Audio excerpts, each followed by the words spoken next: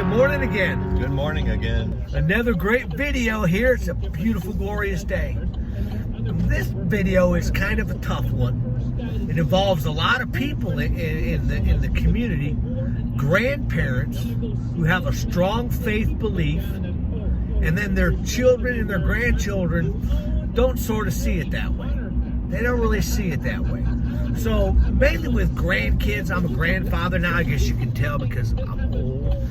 And how do we talk to our grandkids about God?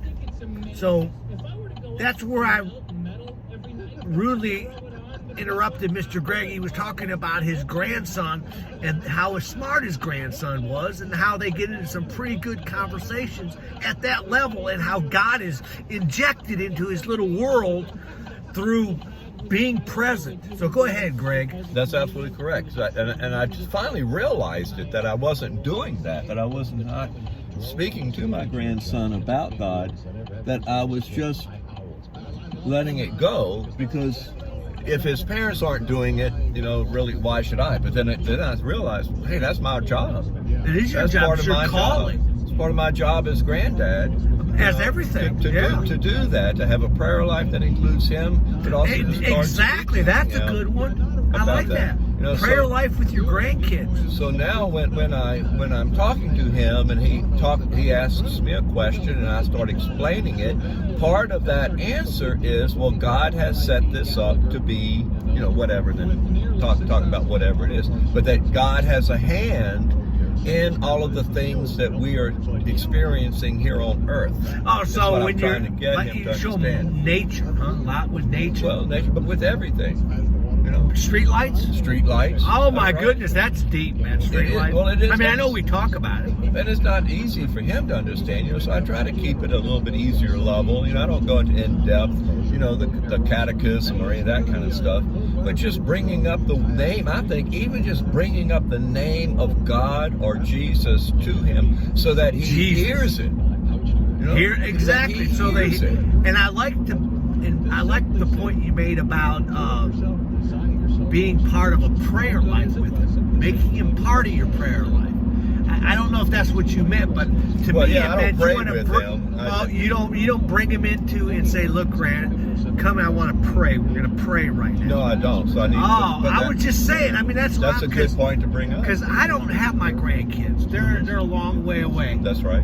But what I do for my grandkids is I volunteer with the little tiddlywinks at church, and it is so rewarding.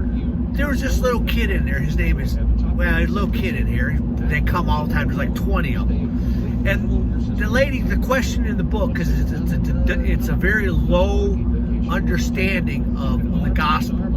And so they said, anybody know how the world was made? This little kid, 5 years old, raises his head and he says, in the beginning there was the Word. The Word made the world. 5 years old. And you talk to him, of course, then his next conversation might be, well, I have my little blue Tonka truck.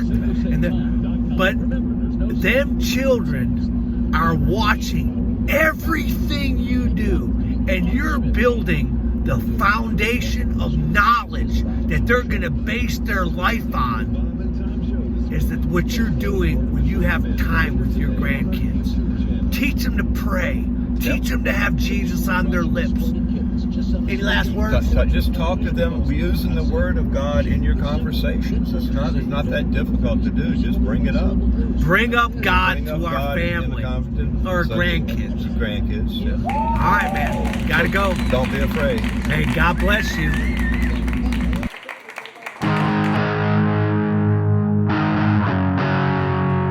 Jesus, give us the courage and the wisdom and the strength to teach others, especially our grandchildren, about your love, for we can spend eternity with them.